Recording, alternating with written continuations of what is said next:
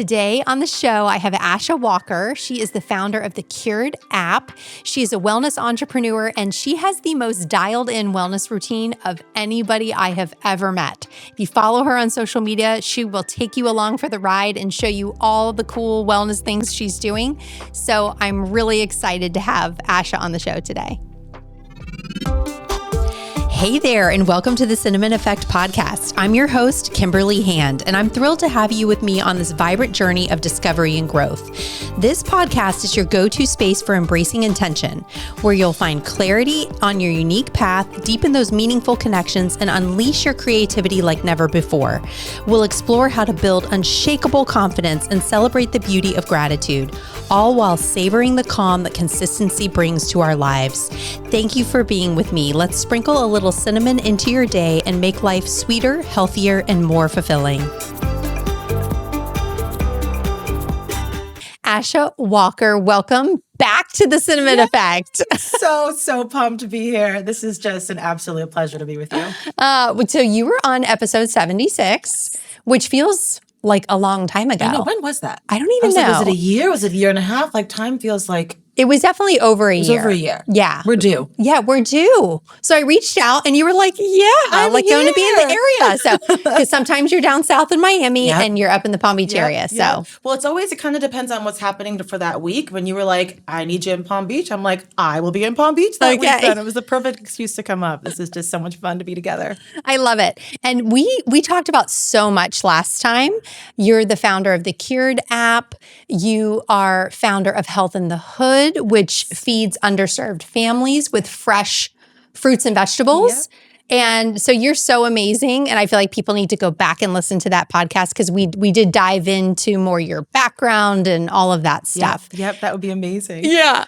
So episode 76. But today, so I think we talked about this a little bit last time too, where you are a queen content creator. And I know that that's not like, you are not like a content creator. Like you've got all these other things happening, but you have really dialed in how to capture what you are doing at all times. You know what I feel like? I feel like when you're living in alignment, it just sort of happens organically and authentically. And it also is like a necessary evil now.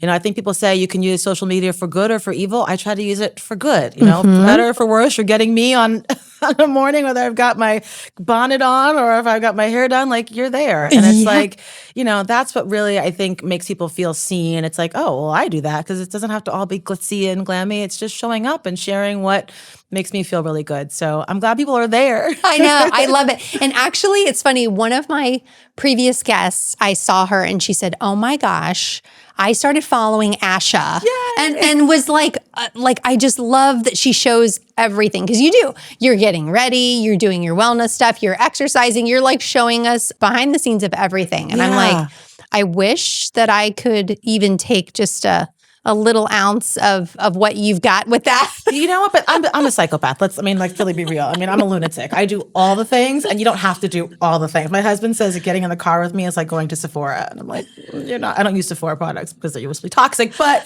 yes, same idea. I definitely am like, there's a lot to my program, but it's just fun to share the things that make me feel really good and that light me up so that if you take one or two of those micro habits and make them your own, then that's a win for my day. Yeah. Yeah, absolutely. You know? And I have taken habits. From, you know, watching you, I'm like, ooh, I've got to do that too. I love that. I love how you're meticulous with your environment and your home. Try to be.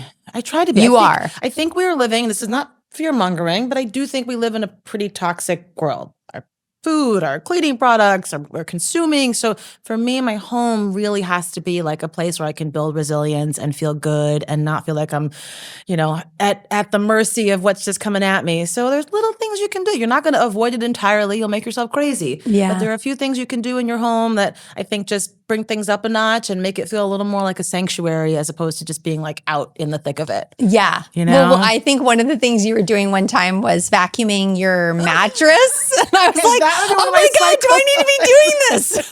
That was an Instagram late night purchase. I saw somebody else doing it and I was like, well, I must be doing that too.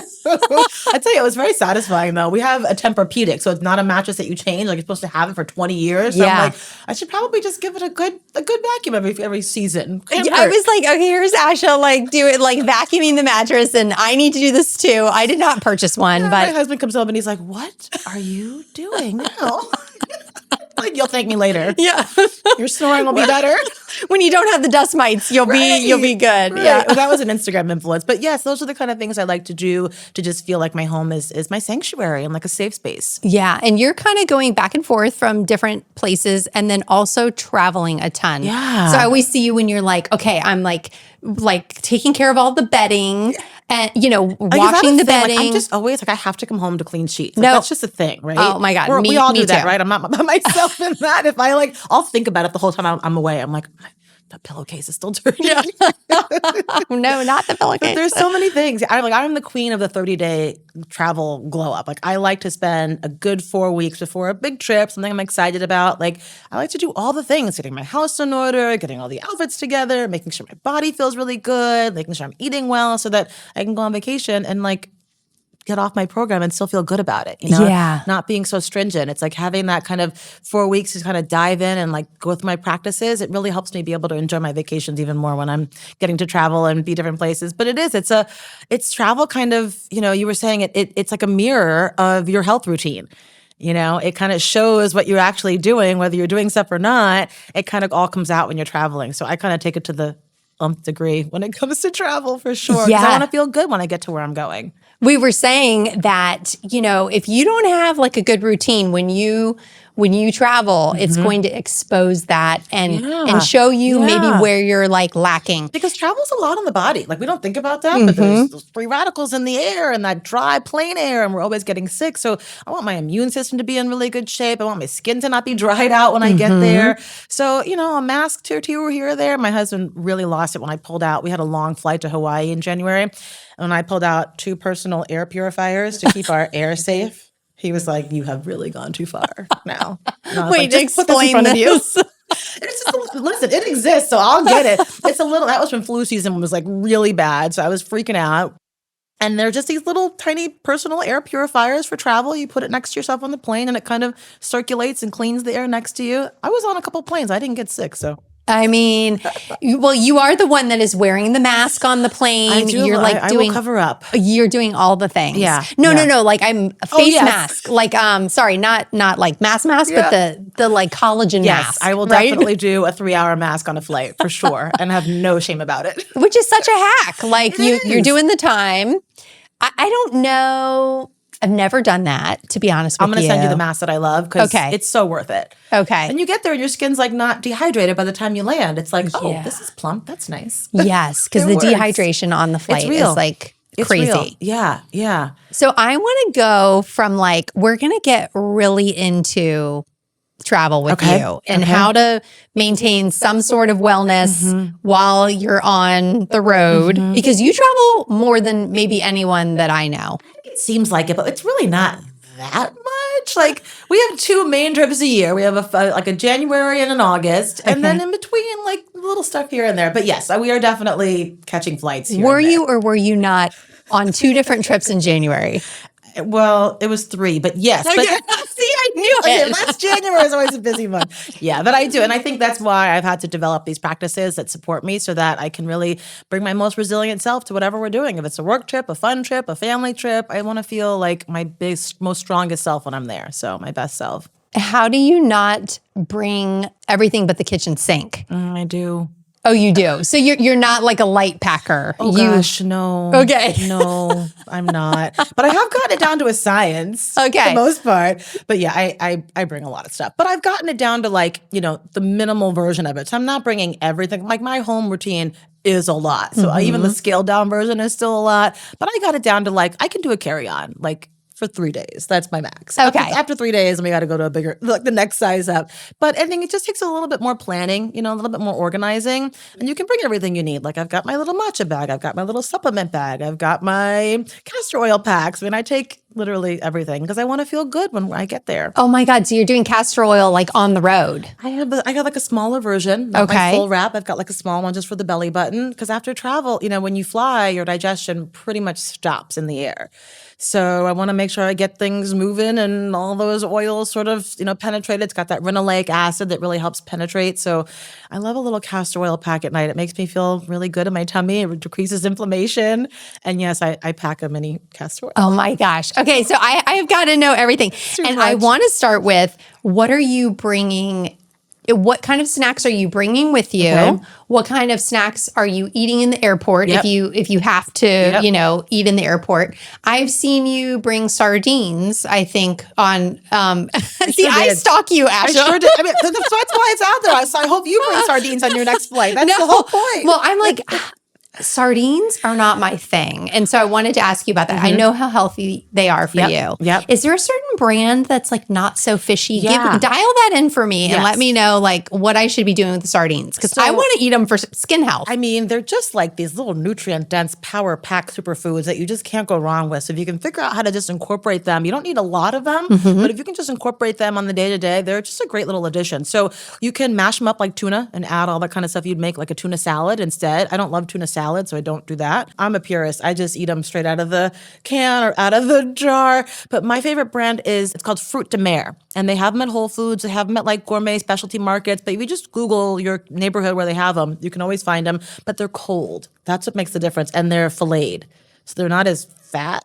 Which makes it easier. They're marinated in olive oil and a little bit of lemon. So they're just really lovely. They're delicate. Their flavor is really nice. Those I could eat literally all day. I kind of do. My fridge is stocked with them. Okay, so they're not fishy. They're not fishy. And then if you if you can't find the Fruit de Mer, the refrigerated ones, because it is kind of a pain to have to keep them in the fridge. The tinned ones, you just add a little bit. It kind of just zhuzh them up. You put a little lime, a little bit of lemon. I like horseradish. It kind of like cuts the bite of anything. So a little bit of horseradish, maybe a little aioli, a little mayo.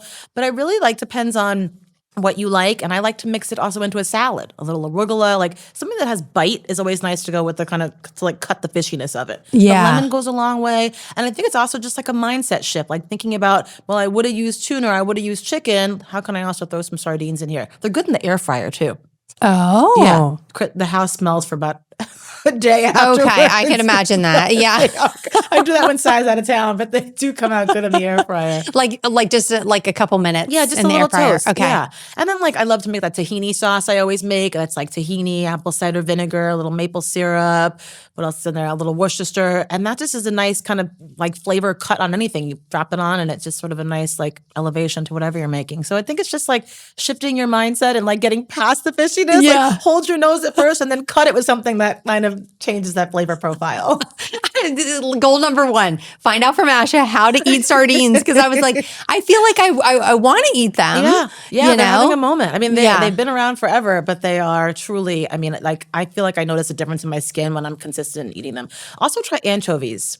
Okay. Those are also, they're a little bit less fishy. Okay. The issue is they usually have more sodium, but that Fruit de Mer brand has low sodium. Okay. They're delicious, both their sardines and their anchovies. Okay, I'll have, gosh, I don't know which one I'm going to try. Send me a picture when you do. I'll be like, go girl, I'll cheer you on. Do this. So sometimes you bring that I do. to the airport. I do. Okay. I do. What else are you packing? I like to bring a purple sweet potato. Okay. Call me crazy. But Okay. I want to get as many antioxidants in as I can when I'm on a plane. So get my immune system boost, get my gut really happy and healthy. So purple sweet potatoes are a blue zone food. They're like the Okinawa, like those deep, deep purple potatoes. Yeah. And they are just like an antioxidant boost. When you're up in the air and those free radicals are trying to penetrate, I want my insides to be fighting the outside environment. So a purple potato goes a long way. Now, are you roasting that I roast at home? it first. Okay. Roast it first. And then the trick to potatoes or any starches, this is like a real super hack. Put them in the fridge before you eat them. So cook them, roast them, your squashes, your pastas, your rice, really any potatoes, any carb, any starch. put it in the fridge, let it cool, and then reheat it or eat it cold. And that changes the whole glucose profile of the starch. It makes it become more resistant starch. So your body takes longer to break it down. It doesn't turn to glucose right away. And it's just a really great way to like hack your glucose. But put your carbs in the fridge first, then bring them on the plane. Okay. Yeah. So do you have like a little cooler or something that you're bringing? It's the first thing I put. Like I put it in the bag, and that's the first thing I do when I sit down on the plane. So it's only been like, hopefully an hour, 90 minutes or so, and it's all still ready to go. Gotcha. A little cooler pack helps too, yeah. Okay. Actually never tried to bring a cooler pack. They'll let you through. You can just bring one of those, like an ice pack. Yeah. And just put it in your Ziploc bag in the carry-on. That's what I would do. And that's okay. Yeah. Okay. Yeah. I haven't had any issues yet. Okay. So sardines, purple sweet potato. Yep. Anything else? I do like a beet. I like a beet on a plane for circulation. Wow. I mean, I can go deep, Kim. Are you okay? So the beet is roasted as well? No, there's a company, I'll send you the brand, that they're marinated, like a pickled beet. Okay. Like I've had those, and I do love those. Yeah. So good. Pickled beet, great for your circulation. When you're on a plane, you want to make sure things are moving and pumping. Food really is medicine. That is really one of my biggest principles I try to stick to and to share. And so I like to think of everything as how it's really acting as medicine for my body. I'm going on a plane. I'm going to get beat up by free radicals and dry air. So how can I really hydrate? I always have coconut water for sure. Okay. Want to make sure I'm hydrated because you got to watch out with those electrolyte powders. They can be full of sugar and citric acid and preservatives. So I just like to go pure and simple coconut water, get those electrolytes in. And then you got a hydrated tissue system. You got blood pumping from your beets. You got antioxidants kicking, and you got protein from your sardines. You land and you're like, oh, it's like I had a vacation already. I'm good. Yeah. Except for the beets are extremely messy. They can Those be. marinated beets They are can be. messy. Yes, my fingers are red. You know what I've been doing. Yes. Oh my God. So a little plastic fork or bamboo fork is a good little addition to your lunchbox airport kit for sure. Okay, so you have a layover. Yep. You've got to eat something. You've run out of all this amazing food that you've eaten all the things. So is that it on a flight? That's basically and an avocado. Oh, okay. I will do an avocado. Okay. Yeah, just for a little healthy fat. My food principles are really like anytime I sit down for a meal, whether it's a snack or a full meal, I want to have a healthy fat, protein, a complex carbohydrate, and fiber. Like that's just what it's got to be when I sit down at a meal. Otherwise, I'm going to be spiking my glucose. I'm going to be depleting my microbiome. So that's really kind of like my simple way to make sure I'm always getting a balanced meal. Mm-hmm. Even in the air. Even in the air. And then when I get off at a layover, I am looking for like nuts. I'm looking for like trail mix. And depends on the airport. Like DCA has great healthy options. Mm-hmm. Jersey, not so much. So it depends really on where you are. And just kind of doing the digging, like turn things over. That should be the practice anywhere. If it's at an airport or a grocery store, is really just taking your label, flipping it over, and just doing a quick scan and seeing what's in it. And just knowing that when you're traveling, you really want to support your system because it's kind of going through hell up in the air and time differences and jet lag. So for me, like I just want to make sure I'm getting something that's going to be nourishing me as opposed to depleting me when I'm traveling. Yes. Yeah. Okay. Yeah. I go for like a nuts, although I do have some allergies to some nuts. Oh, shoot. In my 40s. Okay. And just develops. Yeah. I've heard of that. Yeah. Mm-hmm. So like peanuts, I have some cashews. I have some issues with almonds. Yeah. I have issues with all the same. Yeah. Oh, you do? I do Brazil nuts. Okay. That's what I try to stick to. I like a Brazil nut. I will also bring my own trail mix too. I'll do some goji berries, some pumpkin seeds, and some Brazil nuts. And that's sort of like my trail mix in case I don't find the trail mix that I like in the airport. So that's my backup of my backup. Dark chocolate is always good at the airport. You can always usually get a clean dark chocolate bar. Yeah, I love a dark chocolate bar. Sometimes you might need to just get the piece of pizza because you're hungry and you got to get on the plate. Like it can't be perfect. No, I like to say that health really isn't about perfection. It's about patterns. So, get a slice of pizza. It's fine. But like have a pattern that you can go back to so that you can then fix the damage from the pizza. Yes. But there's nothing worse than like spending a whole day in an airport and you get home and you're just like, ugh. Yeah. Like you've eaten like crap.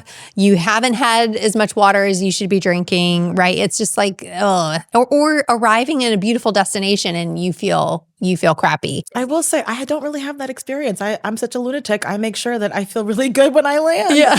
And it just takes a little bit of extra thought and time. It's like you put all this time investing into getting to go somewhere and you really want to enjoy your time there. I'm like, why not invest on the back end too so that you can feel good when you get there? Are you exercising? Are you trying to like get some movement in the airport? Yes. Okay. A little bit. So a good stretch before I take off for sure. Like I will definitely kick my leg up on a suitcase and get a good stretch in, some calf raises if I don't want to freak people people out. And then if it's a long flight, I'm definitely getting up and I'm walking up and down the aisles. I'm doing squats in the galley. The flight attendants are like, I get it, but okay.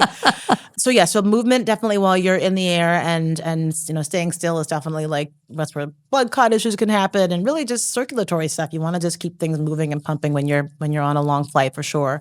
And then when I land, I like the best cure for jet lag. You're gonna kill me. It's a good sweat. Oh, yeah. It's a good sweat. It's like a reset for your system. So, get on a treadmill, even if it's just like a quick brisk walk, getting your arms pumping in the air, but getting movement in. If you didn't land at night, the next morning, getting that movement in, I think, is a big part of also how you can bounce back, especially if it was a long flight. Yeah. Oddly enough, I feel like when I travel, the movement piece, yes, I'm sightseeing or, we're active in what we're doing, but like getting a workout in has never been easy for me. I'm just like out of sorts. I'm out of my routine. And I was reading something, someone was saying, and it's a guy, he does 100 push-ups and 50 air squats, which I don't have to do 100 push-ups, but that's a lot of push-ups. It's a lot of push-ups. but the concept I'm not mad at. The concept, yeah. I mean, it's like you can really, it doesn't have to be everything you do at home. I think that's the biggest thing that we take away is like we just feel like you have to do everything when you're traveling, but really a scaled back version is just as good because you are in a different environment. You're not on your same routine. So it really is just a mirror of what you're doing at home, right? But now you're just in a different environment. It's kind of like a fun challenge. It's like, well, what's the gym like at this hotel and how far can I walk? And is there a hike nearby? So like being more gentle with yourself and knowing it doesn't have to be a crazy, incline, 10-hour Pilates class, but just getting yourself moving, getting that circulation pumping, finding a beautiful place in nature to be outside. That's all counts. It all counts. It all counts. Yeah. That's true. Yeah. Now, okay, how are you organizing all of the supplements and the things that you're bringing with you? Because wellness stuff is like, there's a lot to it. Yes. And I'm hearing you say that you are bringing little mini air purifiers. So like, how are you organizing all of this? I carry on bags like a puzzle piece. Yeah. Amazon makes some really great just little pill cases. You can just kind of, but again, it's not just organizing, right? So just having the time before a flight. Usually the last thing I do is pack my supplements for however many days I'm going. I just make sure I've got enough of my saffron, enough of my zinc, enough of my vitamin D. And it's got these little compartments. It's a small little kind of fold up case that goes in. So yeah, it's just like finding those little quick hacks to like make your program mobile. Yeah. Make it move with you. What about like powders and are you bringing like bag. protein powders with you? I do. Sometimes I do bring OptiCleanse has like a packet. Yes, I've done their cleanse. Yeah, I like those. Those are good for travel. Yeah, those are really good. Yeah, I'm bringing everything. AG1 does a good travel pack, so I like those. And then I just got little Ziplocs. I basically bring my whole matcha station with me. So that's just one more Ziploc of little Ziplocs of my protein powder, my gelatin, my marshmallow root. Should I go on? My creatine, just little packs. It depends on how long I'm going for. Yeah. And then my husband's a golfer, so if I have too much stuff, I just throw it in his golf bag and we're set. Oh, that's true. Lots of little compartments in there. And then he's like, "Why is my bag so heavy?" I'm like, "It's creatine. You're fine." Yeah. Okay, so if you're at a hotel, if you're at an Airbnb, maybe it's easier. You can make a smoothie. There's probably a blender. But if you're at a hotel, how are you doing that? So I will just make sure that I've got hot water. That's really that's what I really need. So when people say, like, how do you start your wellness journey? What do I do? I always say, start with warm lemon water in the morning or just warm water. Such an easy thing to do. You don't need a blender. You don't need a whole system, but it's this like simple little habit that you can kind of add in that is like a trickle down effect, and everything else kind of, I think, falls into place after that. So for me, I don't need a whole blender. I need a mug and some hot water, maybe 2 mugs for one for matcha, one for my lemon water, and I can kind of make it work. So an Airbnb certainly has more sort of tools for that, but at a hotel, I just make sure I've got a hot carafe of water in the morning, go down to that bar and ask for some hot water, and I'm set. I will tell you a funny story. We were in St. Lucia on a work trip. So we were going to Costa Rica with a golf group, and I like lime in my lemon water, my herbal tea in the morning. I do lemon or lime. So they had some really nice limes at the hotel in St. Lucia, threw them in my bag. And there were like 10 of us. I got off the plane, go through customs, and everybody goes through, and I get flagged. Oh, yeah. They're like, "Ma'am, no fruit." I forgot I had the lime in my bag. I was like, "This is going to cost us $400 they let me go. They were like, my husband was like, of course you had a lime in your bag. Of course. Of course. They all made fun of me for the next 2 days. Of course you So had a bringing lime. a lime if you're not crossing country lines is always a good Yes. one. But, it's really keeping it simple. A glass of hot water is really a great way to start. And if you're traveling or at home, it's an easy thing you can access. Yeah. Right? It's easy to get to. Totally. But I actually stopped doing smoothies on the smoothie tip. Side Okay. note. I feel like they weren't Why? great for my digestion. Okay. I kind of really got into Chinese medicine, Mm-hmm. acupuncture, and all those sort of like gut digestion sort of hacks. And they're really big on only having warm things. Yes. And I really noticed a difference. A cold smoothie, it just sort of doesn't sit the way a warm, your gut likes to be relaxed. So I kind of feel like it tenses up my colon, if I'm being honest. And I feel like it doesn't really let things flow the way they want to. So I'm all about a warm beverage over a cold beverage. So smoothies have I'll do a soup over a smoothie now. Yeah, I know. I love a good veggie soup. I have an acupuncturist too, and she always says, even if you make a smoothie, have it room temperature. Room temperature. Which is gross. Just have Those soup. that's not good. Yeah, so just have soup instead. I'd rather have like a hot, delicious green soup. But yeah, it really is true. I mean, if you try that, it makes a huge difference. Like I don't do ice water anymore. It makes a really big difference, especially traveling, having that warm to keep your digestion going because things kind of slow down when you're in different schedule, different time zones. That warm water will it's like a reset. Yes. So that'll clean you right up. Clean you right out. Yeah. You have to plan your morning though. You can't be like leaving right as you have the water though. Like really important. Make sure you've got like a good 20 minutes before you're leaving. But it's effective. It's great. Yeah. Because I do see an acupuncturist and she's always on me about warm drinks, which are not really I can do room temperature water all day long. Fine. I can do warm water. I can do a tea, but I do enjoy smoothies. Okay. And so I have noticed though, if I'm coming to like podcast, I cannot have a smoothie. Does it affect your voice too? It too? affects my voice and I get like a little phlegm in there. And I'm like, oh my gosh, she's so right. Because it's just not good. Yeah. But if I'm drinking something warm, it's like everything it's relaxes. So much better. Well, good for you for making the awareness point and checking in and being like, okay, well, that's the difference. I'm noticing that. Like to me, that's so huge, is to be that in tune with your body and your like what it likes and what it doesn't like. That's a win. That's totally a win. Yeah, that is it's a win. It's a win. But warm smoothies, no. The warm smoothies just don't hit the same as but it's also like if you like a smoothie, have a smoothie. I probably have like 5 Cokes a year, and every time I'm like, oh my God, this is so good. But I know I'm going to be bloated. I know I'm going to have a headache. But that Coke is delicious in that moment. Is it your guilty? It's like your guilty pleasure? Oh no, I have lots of other guilty pleasures. A Coke is just like I let myself have it once in a while because it's so good when you don't have it frequently. Yes. It's like a nice little treat. But just how soda I feel like should be enjoyed. Like as long as you don't, everything in moderation. Totally. Nothing is you shouldn't cut out everything. It's just modifying. Yeah, you do have to let yourself live a little bit. Yeah. For sure. Again, it's not about perfection, it's patterns. And like having that pattern to always go back to is that foundation. Whether you're home or away, it's like people say, oh my God, but you do so much. And I'm like, yeah, but I don't have to think about it. Yeah. A lot of it. Autopilot. Most of it comes second nature to you because you're doing it consistently. Yeah. And that's consistency. Like, you don't have to, it's not so earth shattering, every time you're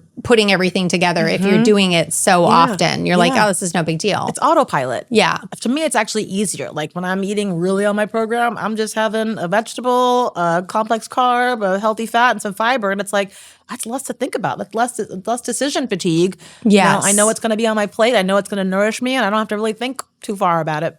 Yeah. How do you keep it creative though? Do you get burnt out? Yeah. Like I get burnt out of food. For sure. And I get burnt out on the decision of what I'm going to make for dinner. I actually just posted like a hilarious reel that was like, this lady was like, fucking dinner like every night. Like dinner every night? We're just figuring this out every day? I know, it's a nightmare. I think that is my nightmare. Literally. And you're feeding more than just yourself. I'm just feeding me and my husband. That's work enough. But yeah, burnout is for sure. I mean, I feel like I can only have so many bison bites in a week before I'm like, okay, done with bison. I think it's having a rotation. So like, I'm not doing bison that week, I'm going to do turkey. If I'm not doing turkey, I'll stop at the fish market. And just having like some staple recipes that you can change out the protein for. So like I love a coconut lime cod, but I can also do that with chicken. I can do that with shrimp as opposed to just a piece of cod every time. So like having staple recipes, you can kind of rotate and then change a little bit here and there. And then my husband's very spoiled, so I cook more fun when he's home. When he's not home, I'm like basic girl dinner.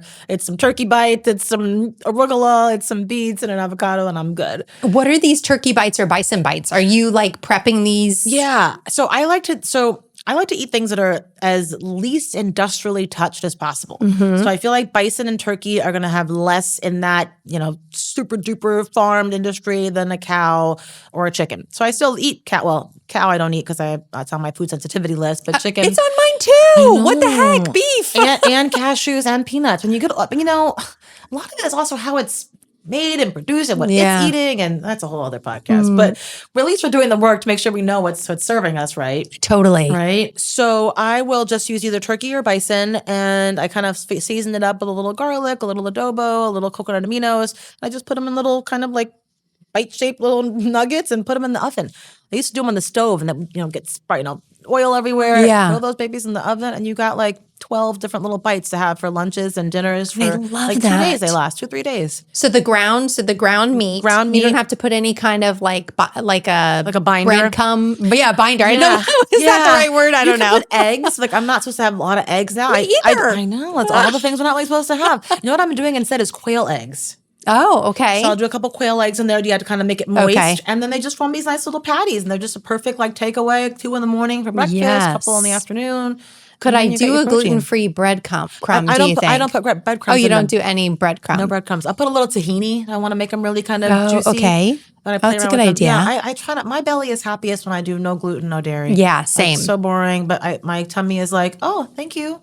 And I feel it everywhere. Like my inflammation is everywhere. I kind of get like that layer. Yeah, I do too. I'm like, belly. I can look at myself. Obviously, I'm looking at myself kind of a lot because I'm, on camera for this. And I'm like, she looks like she's got 10 pounds this day, and the very next day, I'll be like back to normal. What the heck is that? Hormones, what we eat. I mean, I can look at a piece of salt and like blow up. So it's like, And I love salt. I know. Because I think salt is so healing. It is. I just had the founder of Fancy Peasant on. Okay. It's like olive oil, and she's got this really nice oregano salt. And I'm like kind of obsessed with this oregano salt right now.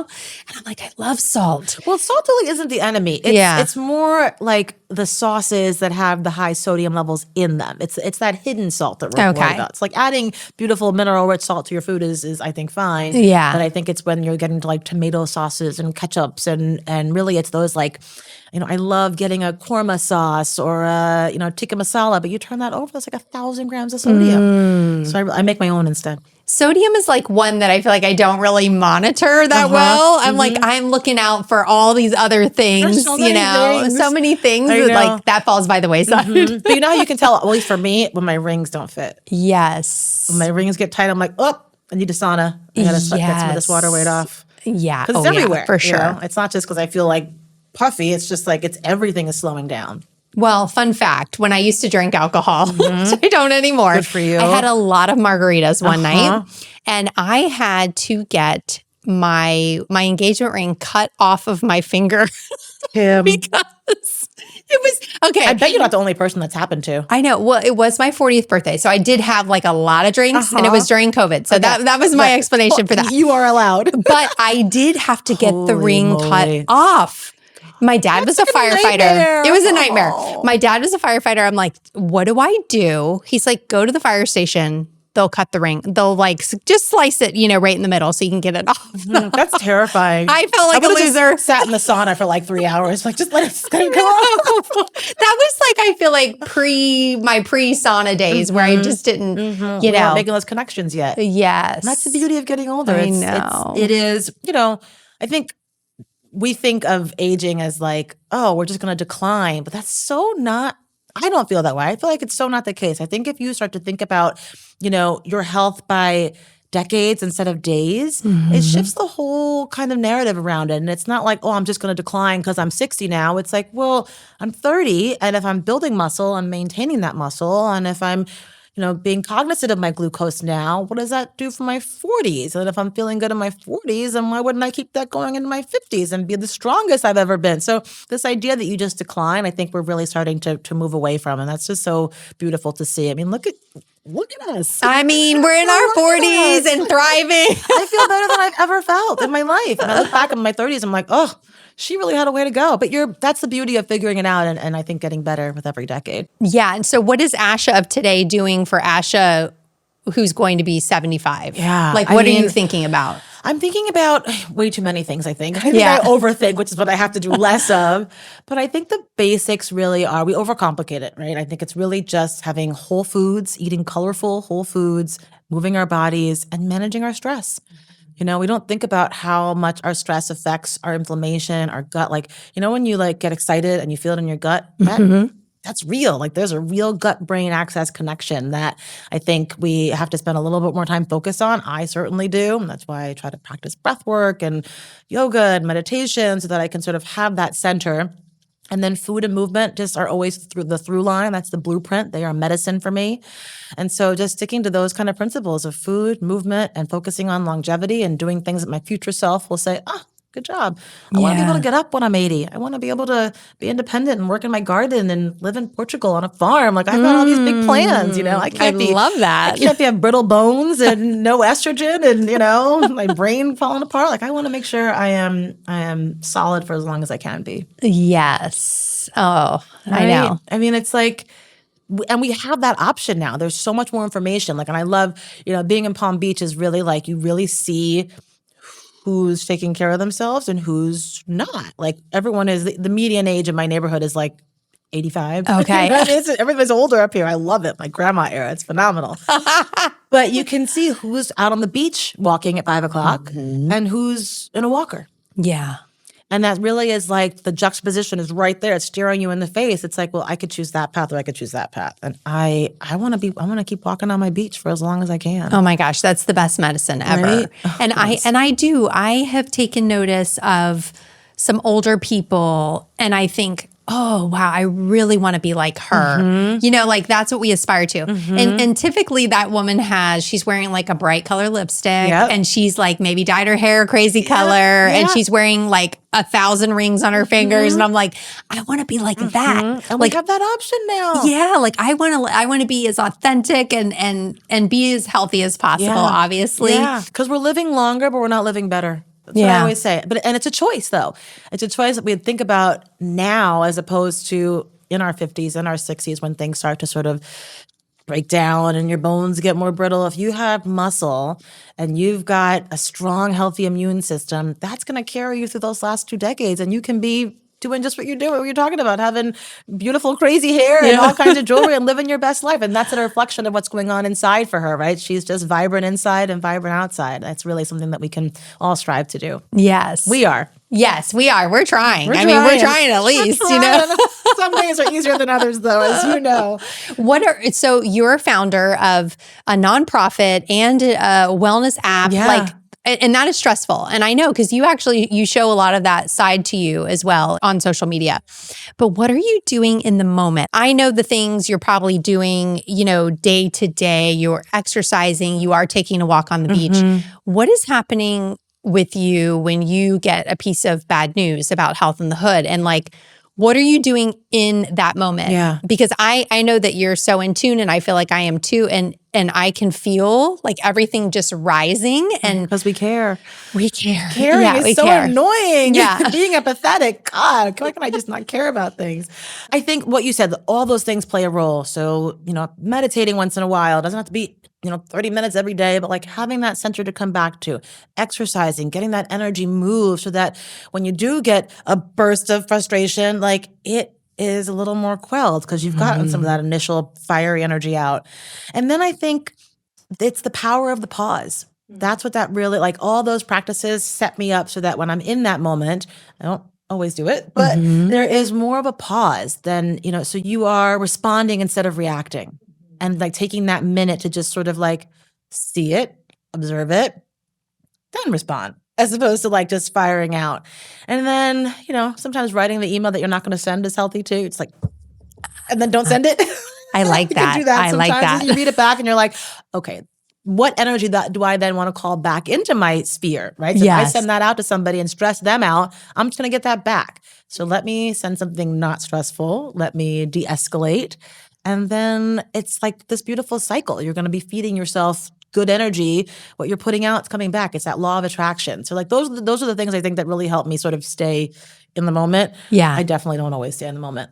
Yeah. But I definitely am not where I was 10 years ago, 15 years ago. 25-year-old Ash would have, I definitely threw a breakfast sandwich at one point in my life at somebody. I won't say who, but somebody annoyed me and I threw a breakfast sandwich at their You're head. feisty. I can see that. You know, I was like, you don't want it? Okay, you're going to get it. Like, and that is progress. I have not thrown a breakfast sandwich in 15 years, so I think it's working. I think so. I think, it's something that's helped me recently is that I will sleep on it for a night. So I could be so riled up and I'm like, you know what? Even if it happens at 9 a.m. in the morning, I'm not going to respond. I am going, if I can, obviously, I'm going to sleep on it and see how I feel in the morning. And 95% of the time, it's 95% better the next day where I'm like, okay, I've had a chance to just think about this. Maybe I've woken up in the middle of the night and I've thought,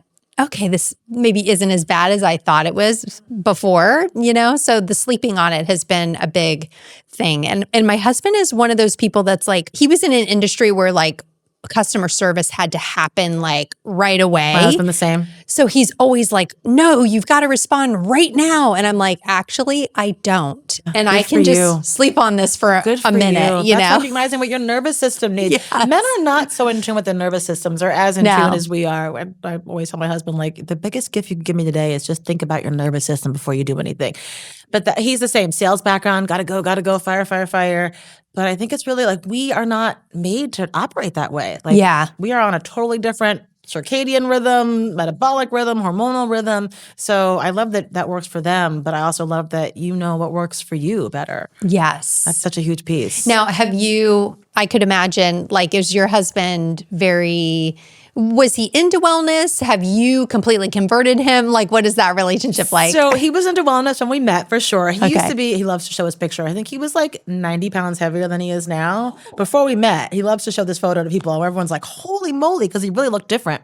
But by the time I had met him, he had sort of already adopted healthy habits and was a gym rat and really loved feeling good in his body. So that was an instant connection point for us. We both understood the power of wellness and feeling good and exercise. Yeah. But I will say I've definitely converted him to other things, to his credit and not. He loves it and he hates it. He'll adopt things. For the longest time, he was like, if you talk about sauna anymore, and now he's a sauna fanatic. Oh my gosh. So it takes so time. good. So good. So it takes time, but he comes around. But then when I'm like, oh, these protein bars are total garbage, please throw them away. He's like, okay. I can't even have a protein bar anymore. I'm like, no, there's total crap. You can't have this. He's like, I'm not going to win this one. So he just gets rid of it. Yeah. Yes. And that's a balance. I figure out what things I'm going to put on him. I'm like, I'm changing the sheets to non-toxic sheets. He's like, okay.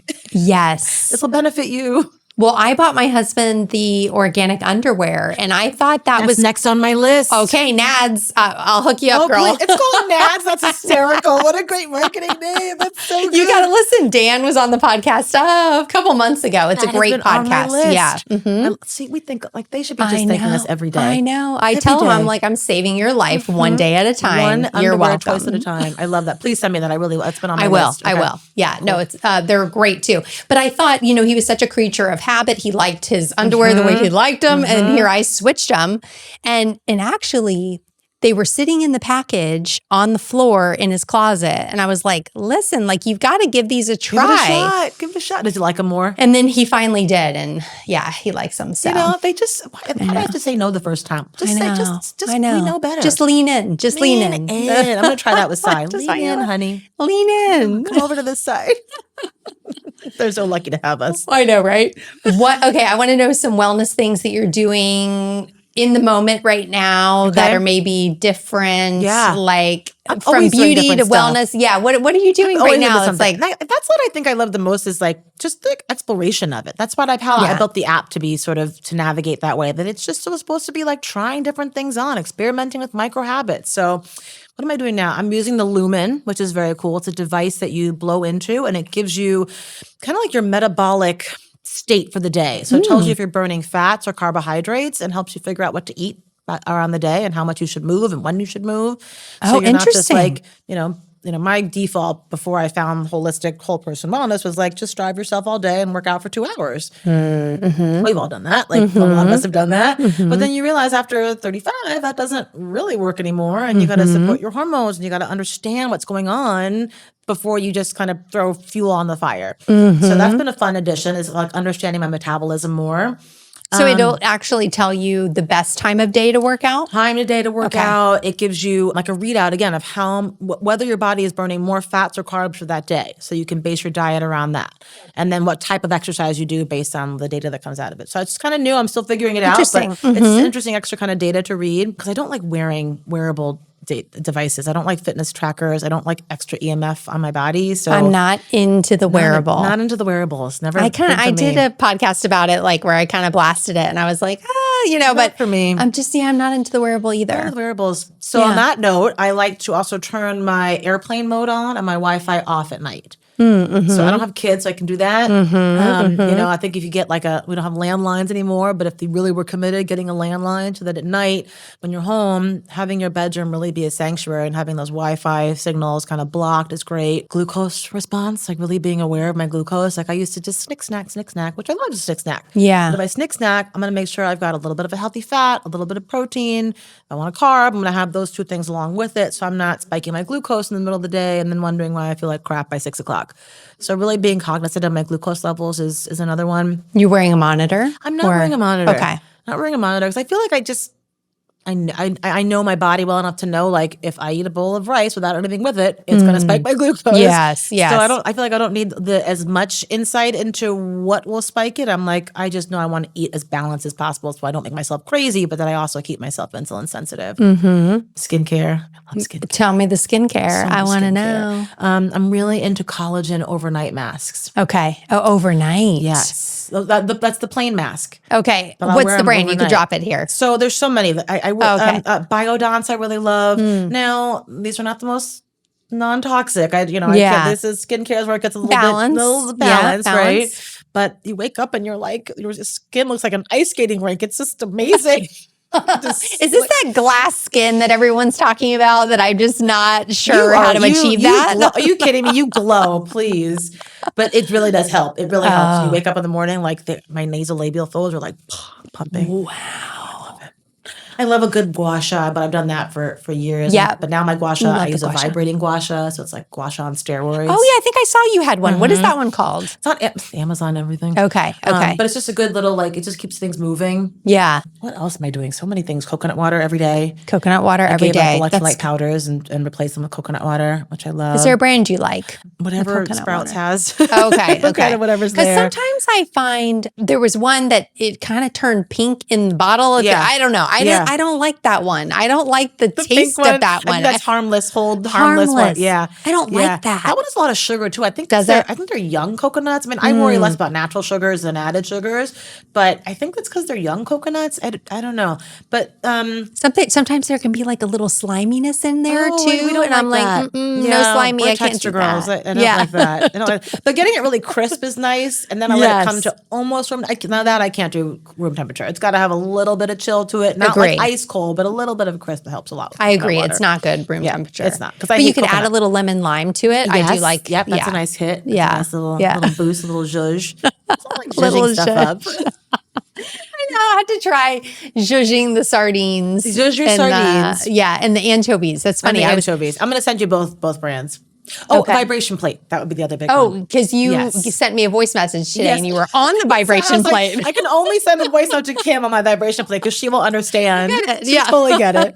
But I think it's a kind of a little bit of a misnomer though, because people are branding it as like the end all be all to lymphatic drainage, but really it's just a piece of the puzzle. So it's more for circulation. I feel like it just kind of gets things moving, and then you need to do the drainage, which is moving your body. Okay. So it's like hand in hand. So you can exercise on it. I do some planks on it. I do a little bit of stretching on it, but really it's just great to do before a workout. So it kind of gets things all kicked up, and then if you do a run or you do a nice Pilates class, everything is sort of pumping even more. Okay. And That's it's why I maybe like to use 10 it. minutes on the plate. 10 minutes on the plate. Okay.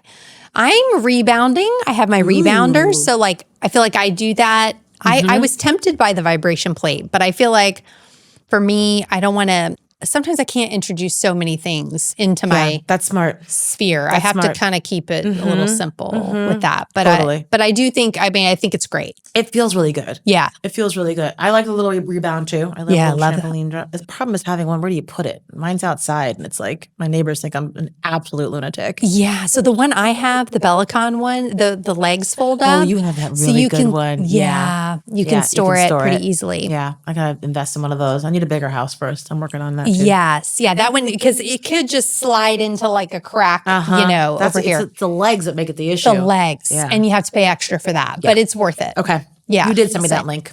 Yes. Okay. Yes. I'm on that. I gotta save up for that one. Yeah, I know. It's so good. I'll spend my money on skincare products before I'll get a rebound. Like priorities. Well, and I think that's a great point in wellness is that, some people have said to me, oh, well, you have a biocharger and that's really expensive. But guess what? I would rather have that than do a lot of other things, and it's choices, it's priorities. And I think it's also a reframing of how we think about it. We just did a good post on Cured. Like there are so many free ways to reset your nervous system. Your breath is like the best way, and that's free. You don't need to rebound or to jump. You can jump. You've got two legs. Like, there's all these ways you can really, frozen vegetables, so much more nutrient dense than fresh picked. So we've kind of just shifted this narrative to like, oh, health is expensive. And it's really not the only way to go about it. Like, yes, you can get the red light beds and do all the things. I have friends that have full saunas and steam rooms in their homes. I'm not there. Yeah. I've got my sauna blanket and I can jump up and down myself. And if I don't have a gua sha, I can use my hands. So there's all ways you can really incorporate wellness. And it doesn't have to cost you an arm and a leg. It's just a commitment and a little creativity, I feel like. Totally. Right? Totally. And I think the core things, I mean, first of all, just work on your sleep habits. Oh, man. I mean, like start there. Right there. Blue light glasses. Oh. I'm using now religiously. And I really think they're helping my sleep. Like cool looking ones? No. Okay. The good ones are not cool looking.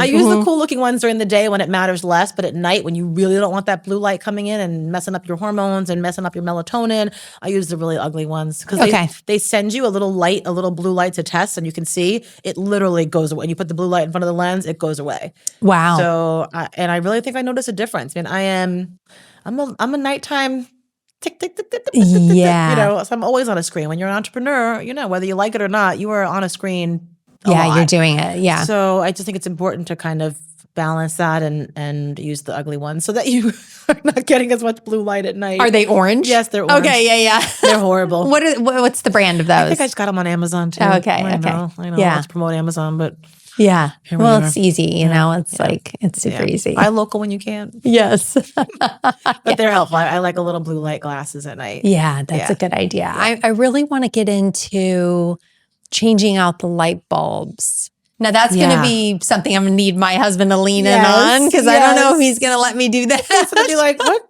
is going on? Am I living in a red light room now? Yeah, like what's happening here? Yeah, but I would really love to do that. That's really smart. I haven't taken that step yet, but also just like making sure you just kind of lower the lights at night can be a good, like get him leaning in that way, like just starting by lowering the lights, seeing how he responds, because that really helps too. Like I find 6:30 rolls around and I'm like, yes, if it's dark outside, I want my inside to mirror the outside, so I'm not like competing. So I will turn all the lights a little bit lower, and then we have red lights in our bedroom. Oh, So okay. when it's time for bed, I pop on they're LEDs, so they're nothing special. They're just little puck lights on a remote. And my husband's already asleep by that point. But when I get in bed by 9:30, it's a nice red zone for me. That's nice. Yeah, I do like a red light at night. Yeah, the red light is nice. Now there is, because at Eudaimonia, actually, I was in that little hut. Was it called Sauna Yes, Space? that was such a cool. That whole The no EMF zone. Yes, I felt it. I could have fallen asleep in there. Literally. I was in there for 2 minutes and I was like, oh, the heat, the red, the no EMS. Everything. I know. I kind of want their light. They have their little light. So I guess I wouldn't have to change out the light bulbs. I could just have that light by my bed. So there's that concept of crowding out, like just adding more good things in instead of taking things away. And that's a good way to help our partners lean in by just like adding something in. And they're like, oh, wow, I'm sleeping better. This red light is really helping. And then I like that. I like the crowding out. Yeah, I like that concept. Yeah. And then like the bad stuff kind of falls away and more good stuff comes in. And all of a sudden he'll be like finishing his last meal by 5:30 and having his digestion be fantastic. That's my goal. We've like we talked about definitely that last time. done the dinner thing early. You're set there. We're pretty set. Huge. Yeah, that is huge. What time do you have dinner? Rare. We're usually 5:30. It's rare that we have dinner late, but it's funny if you go out with anybody else that like they're like, why are you eating so early? I'm like because your body's you'll thank me. Yeah, because if not, I'm waking up during the night, digesting something that doesn't feel right in my stomach. Yeah, it changes everything. That's actually my hardest battle. Oh, really? I am, and I think it's, for me, it's evolved over the years for sure. I used to have no awareness about it. So I would eat dinner at 10 o'clock and not even think about it. Yeah. And then I realized, well, wow, I can't do that anymore. Yeah. And I've slowly gotten it earlier and earlier, but that's still a struggle for me. Like I'm like a delayed gratification girl. I want to get everything done, every piece of laundry folded, everything dishes done, and then I can eat. Yeah. And that's all tied into emotional eating and my childhood and my DNA. And it's all wrapped up in there, my trauma. But being aware of it, I think, is the biggest piece. But that one I struggle with. Like getting dinner in by 7:38 is like I'm there. Yeah. But I really want to get to that 5:36 point. Well, at 5:36, I'm like eating, which this is really bad because I'm like eating, I'm cleaning up around the kitchen. I've started the load of laundry. I've like done all the things. I'm a Taurus. And I just saw this meme where the guy is filling up a water bottle in the sink and he goes and he like cleans, like he Windexes the mirror and he like does all of these things while the one water bottle is filling up in the sink. And that's me. Right. I'm like on a timeline. How much can I get done in the next 30 seconds? Exactly. Like how much can I multitask? And it's crazy. I know. I try to be singularly focused, but then I'm like, I wouldn't get as much shit done. Like, I know. It's a balance though, like everything. It's a balance. What is your sign? I'm an Aquarius. Oh, Aquarius. Yeah. Oh yeah, you just said your birthday's coming up. I'm on the last day of Aquarius, which I don't know what that means. And also, so this is the year of the snake is ending, the new lunar year. Yes. Guess what day it starts? The year of the horse. Oh, is it your birthday? That is galactic. Right? Wow. What is your animal in Chinese astrology? Oh, I just looked this up. I think a dragon. Oh, okay. I think a dragon. I just looked it up. I should remember. I think it's a dragon. I'm a monkey. It to be a fox. Ooh, a monkey. Oh, yeah. I'm a dragon. But that is really cool. Yeah. That it's on your birthday. Yeah. Because I do feel this energetic shift of the snake ending and the horse starting. Yeah. I mean, there's this, it's ancient. Like, for us to think that we know everything and that we have all the answers is like pretty small-minded, I feel like. I like to think that there's something more powerful and more omniscient than me. I don't know it all. I like to chalk it up to the universe and let it tell me where to go. I do too. Right? And I think if you look, again, that's patterns as well. Like you can really find the patterns and all of that. Yeah. Yeah. I'm reading a great book. It's called The Guides Book. Okay. And it's just all about how to like stay in communication with your guides. And we all have spirit guides, whether you acknowledge them or not. They're out there. They're loved ones. They're, entities. Yes. And I so strongly believe that we are looked after and favored, and I want to show them gratitude. And so it's just a really interesting book about how to really just stay kind of connected to that omniscient source, whatever you want to call it, that's always guiding you. Oh, I love that. Yeah. Staying connected like that is special. That's something that's relatively new for me, and realizing that the guides don't have to be related to you. Like, it's just interesting to think about all that. You have to suspend your disbelief for sure. Like we want things to be 1, 2, 3, yes. X, Y, Z, but the universe is more like, 7A, 9, they're just all over. They don't speak our language. It's a totally different, we're just a little blip on the radar. So if I can just show some gratitude to the whole program, I think that's just it's a good place to start. That's why I start every day. Yeah. Thank you. Whatever. Love the gratitude piece. Yeah. Changes everything. Everything. Really does. Everything. What is next for you? Health in the Hood, Cured app. What's going on with Asha? All the things. So Health in the Hood is my first baby, and she is just chugging along. It is an uphill battle, always. You run a not-for-profit for 12 years. It is. That's why I had to do my gray pencil in the car on the way here, because I have a lot of gray hair from running a not-for-profit for 12 I did mine years. too. I haven't had time to do my appointment. But it's a labor of love, and that's my baby, and it's thriving. We've got beautiful gardens across Miami-Dade County. We're doing our first garden in Palm Beach this year. That's really exciting. So expanding. And just really like our goal there is to get funding for like the next 5 years. That would really be, we're doing such incredible work that's so scalable. So for us, really being able to have that foundation and not be struggling every year to hit our budget, that's like the dream for any not-for-profit founder, is to be able to have a couple years in the bank. That would really be that's our big goal. Yes. So we've got some interesting strides, but look out in your email. You'll be getting some fun emails coming soon. Love it. Our annual report's coming out next month. So lots of fun data to share about our impact on the families that we serve and the stories of how our work has evolved over the year. And then Cured is like the next sort of extension, and she's thriving and getting downloads, and it's really kind of wonderful to be able to communicate. It's still small enough that I can talk to people who are downloading it and get their feedback and understand how people are using the app and seeing how people are applying these micro habits, whether it's meditation or grounding or hydration or your sleep hygiene or gut health. Seeing how people are really using these modules in real life is just like my heart could burst. And then I didn't send this to you. I really should have already. I'm planning a women's wellness retreat in Portugal for April. Oh, okay. I was wondering if you were going to talk about that. Yes. So that's the next sort of chapter, is like bringing the app to life and doing it in a place that I just feel so drawn to and called to. Portugal is like, there's just no place like it. It's so energetically charged. And it's just such a beautiful place for sort of healing and recalibrating. So I thought, what better place to bring the Cured principles to life than in the Alentejo countryside in Portugal, with horses and beautiful food and movement and hikes and bike rides and vineyard lunches. So that's what I'm working on now. Ooh, on the Cured very, side. very cool. Yeah. I can't wait to hear more about that for sure. I hope you can come. Maybe you can come. I know. Yeah. When is it going to be? April 18th to the 23rd. Oh, this April. It's like in 5 minutes. I know. Oh my gosh, it's in 5 minutes. Yeah, literally. So we've got a small, I want to do 12 people. It might end up being more like 8 people. We've got 6 people confirmed. So we're just sort of filling in these last little pockets and away we go. Oh my gosh, that's amazing. Yeah. Tell people how they can find you, follow you. Yeah. You've got to follow Asha on social media because she's pretty incredible. We're everywhere. Thank you. And I have a new amazing marketing team, and they've got me on the talk. So we're TikToking now. It's a whole other language. So we're on TikTok, Asha Walker Wellness, and the Cured app, and Instagram, same, Asha Walker Wellness and the Cured app. Both websites, healthinthehood.org, AshaWalkerWellness.com.